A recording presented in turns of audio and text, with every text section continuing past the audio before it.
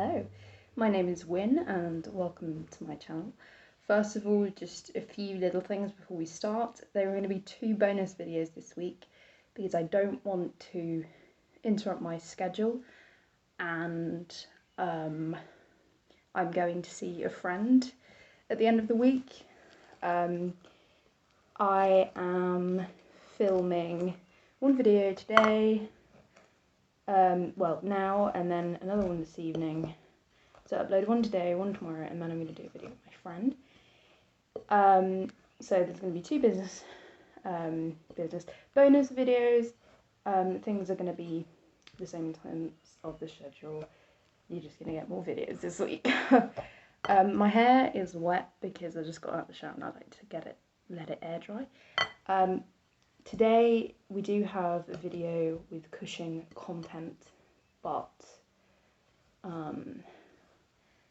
I'm also going to be doing some baking. So the recipe for what I'm making is by the amazing YouTuber Mina Rome, who does vegan cooking videos, and today I am making chocolate banana bread muffins, so that's fun.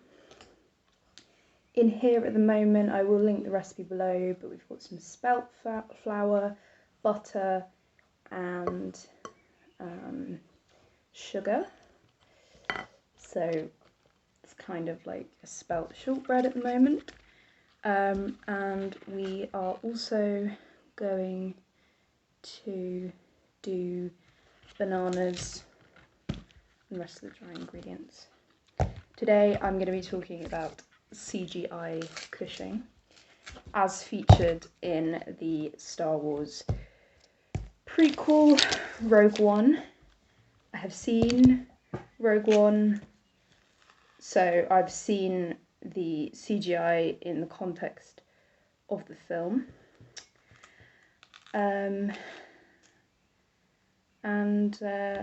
Initially, when I heard that they were doing a CGI cooking for the film, I was a little bit worried.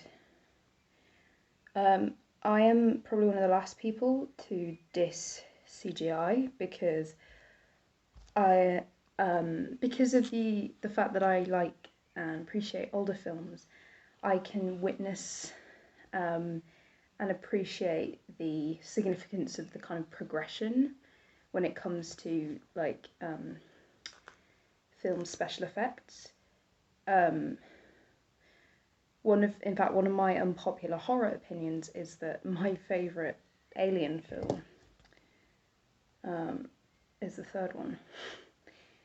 And most people don't like it because of the CGI, but I don't think, personally, that's all that makes a film.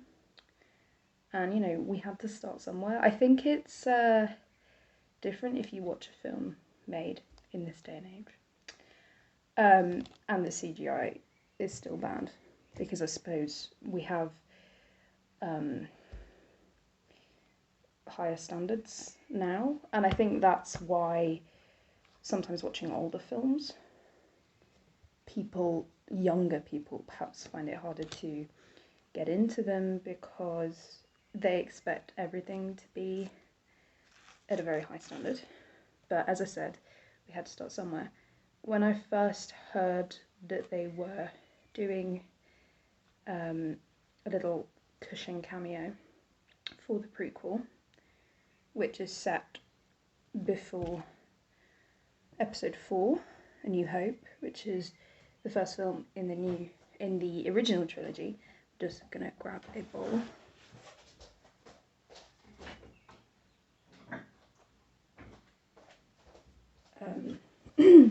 I was like initially quite worried because I think you perhaps have fewer boundaries if you're like CGIing a creature that doesn't exist.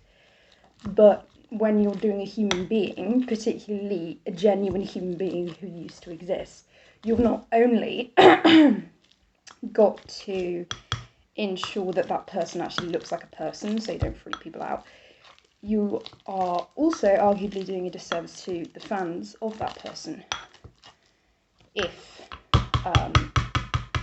they don't look like them. if they don't move like them, if the voice is wrong. And obviously Cushing is no longer with us, so it's arguably even more important that these things are... sorry, there's somebody outside, I was checking it wasn't my parents. It's arguably more important that these things are adhered to, because the fans are probably going to be offended. I don't think the Cushing estate, I could be wrong, I don't think that the Cushing estate is owned by family, but they did, I'm guessing, get the permission of the necessary people. The sound of these bananas sounds great. But I don't know. I put off watching Rogue One because I was worried about how things would look. And I thought it would annoy me. But I eventually watched it. My brother and my dad, absolute die-hard Star Wars fans, managed to persuade me into watching it. I would say I'm not like a die-hard fan, but I do like Star Wars quite a bit, you know. I watched the trilogy back to back frequently when I was younger. And I've seen the new ones at the cinema, like the new trilogy, and I like those. I like Daisy Ridley. I will say I prefer that trilogy to Rogue One and A Solo Story, which is the other new prequel. So yeah, I've seen it. It's not the most amazing film I've seen, but it's not awful. I think that's the one with Phoebe Waller-Bridge in it. I quite like that. Oh no, is that the Solo Story? Solo Story. Oh, I don't even know. It's so flipping confusing. But the film itself is enjoyable. If only I could remember exactly what happened in it. And the Cushing, so he was motion captured and voiced by a British actor that I greatly admire. He goes by the name of Guy Henry. Off the top of my head, he was in at least one film that I own, a James McAvoy film called Starter for 10, which if you haven't seen, you definitely should. It's obviously a modern film, but the cast is brilliant. He's also in Holby City, I believe. I say I believe. I don't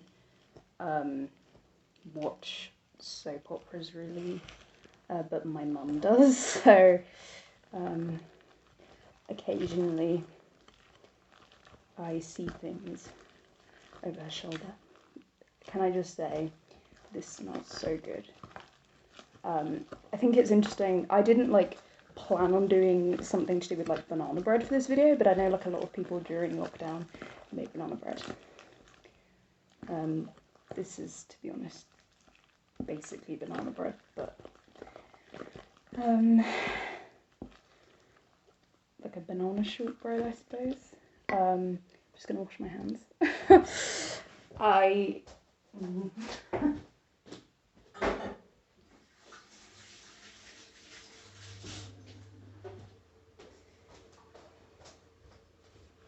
My editing skills are not swanky enough for me to do swanky cuts and sort of speeding up stirring and stuff, so I do apologise if that's annoying you.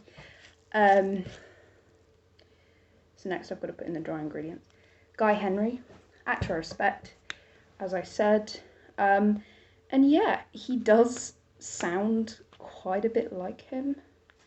He's definitely doing a Cushing impression, but then that is understandable because nobody sounds quite like Cushing. I will say though, you know, the first time I heard it, I could close my eyes. Baking powder.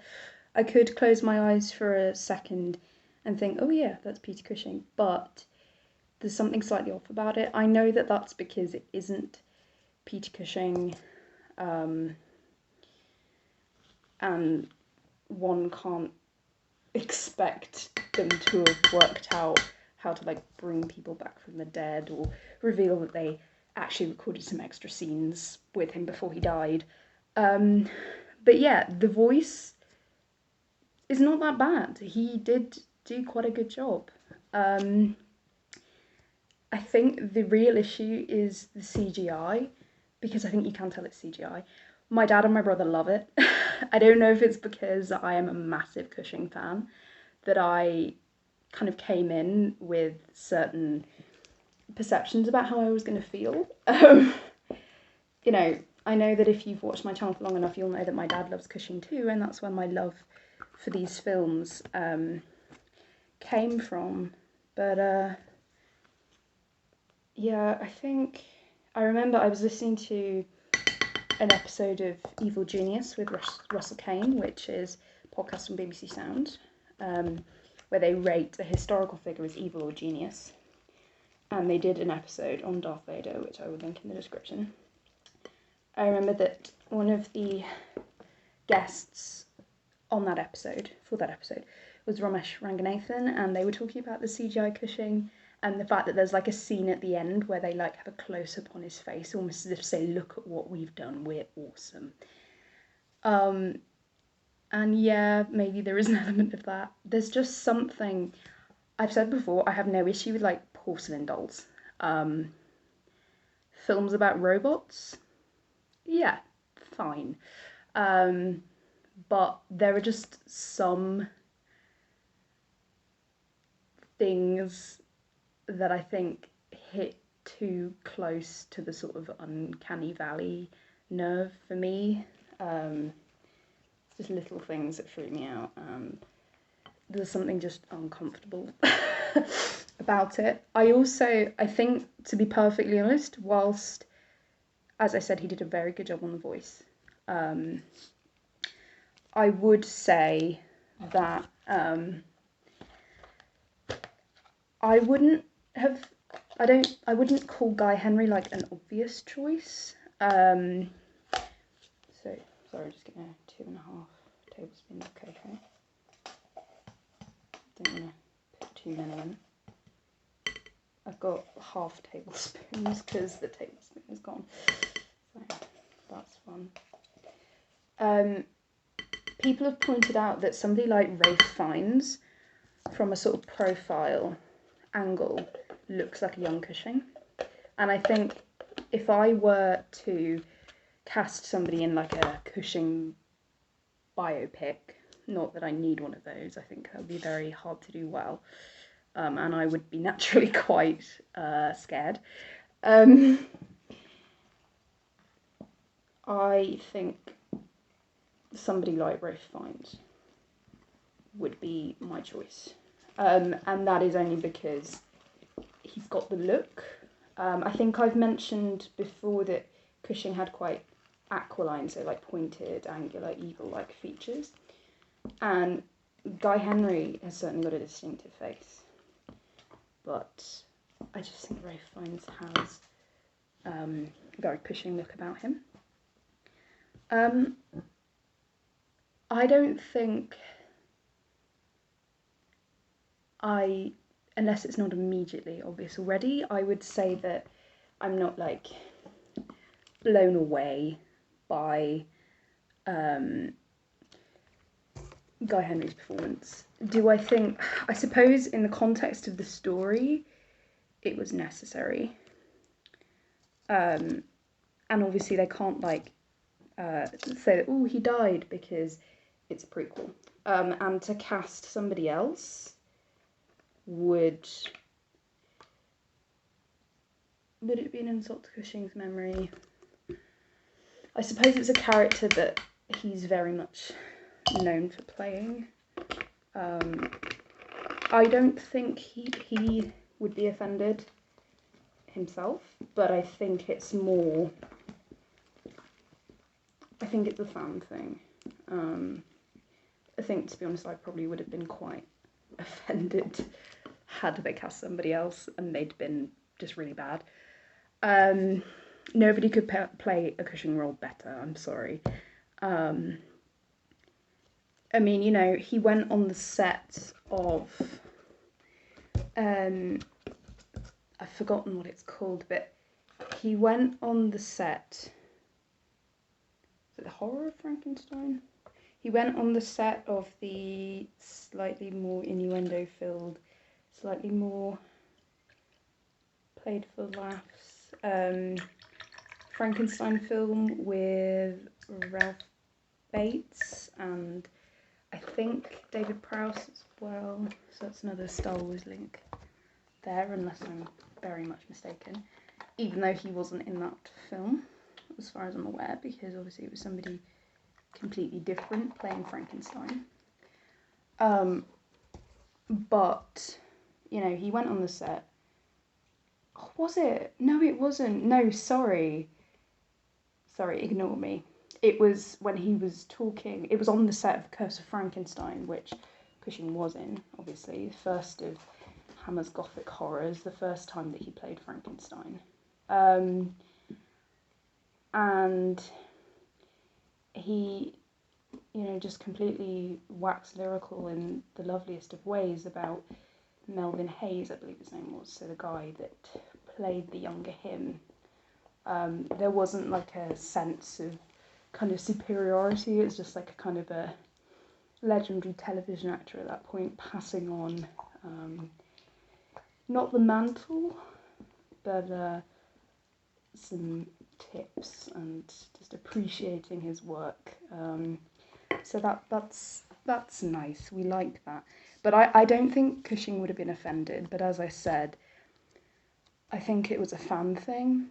CGI and to do motion capture and stuff, I'm no like technical film expert, but I do know that something like that is not going to be cheap. Maple syrup.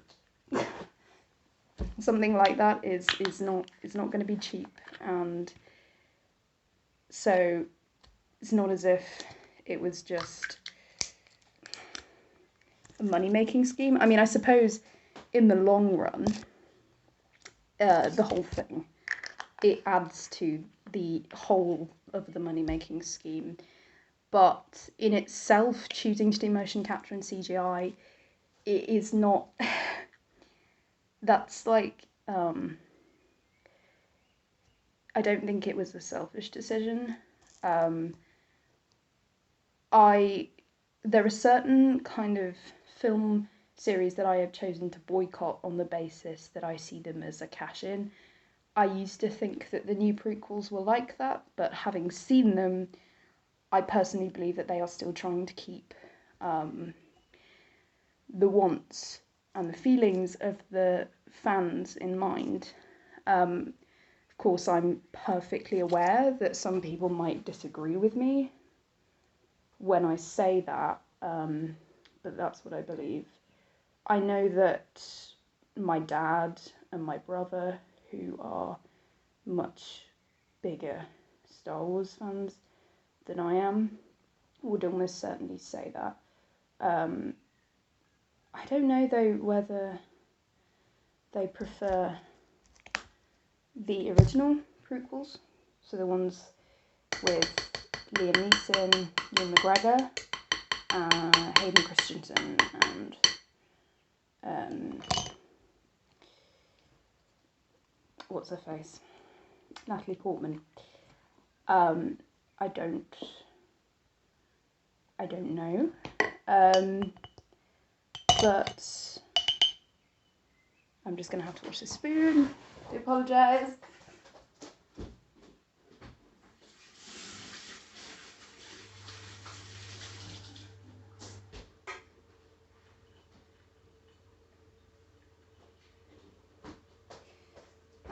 But what I was going to say is that they're not like utterly naff plots, and they do make sense within the context of the story, the arcs. Certainly Rogue One was made to fill in some of the plot holes regarding the Death Star plans in the first film. So that is A New Hope. So it makes sense. I'm okay with that element. I don't think Cushing would have minded if they'd got somebody else to play him. And I think he would have been impressed to see somebody else take up the mantle and hopefully do a good job. But the fact that, you know, he unfortunately passed before an age of kind of new technical advancement in film. I think if he could see that now, I think he would be very impressed. So let me know what you think in the comments. I'd be very interested to have a discussion about it, be that with regard to Star Wars or CGI Cushing. Do you think Guy Henry was the best choice? And if so, why? If not, who would you cast instead? Who would you cast in a Cushing biopic? I am going to stop this clip here, and then I'm going to show you the Muffins when they're ready. Try and find some funky music on my editing app. So yeah, let's get on with that. Look at that. It's very nice. Definitely recommend this recipe. If for some reason I can't find it in her huge, that is Mina Rome's huge collection of YouTube videos, then I will just put my recipe. I will just kind of, the one that I copied from the video, I'll put that down below. But as I said, unless it wasn't clear when I first mentioned her, all credit goes to her. I do not own this recipe at all, not that anyone technically owns a recipe.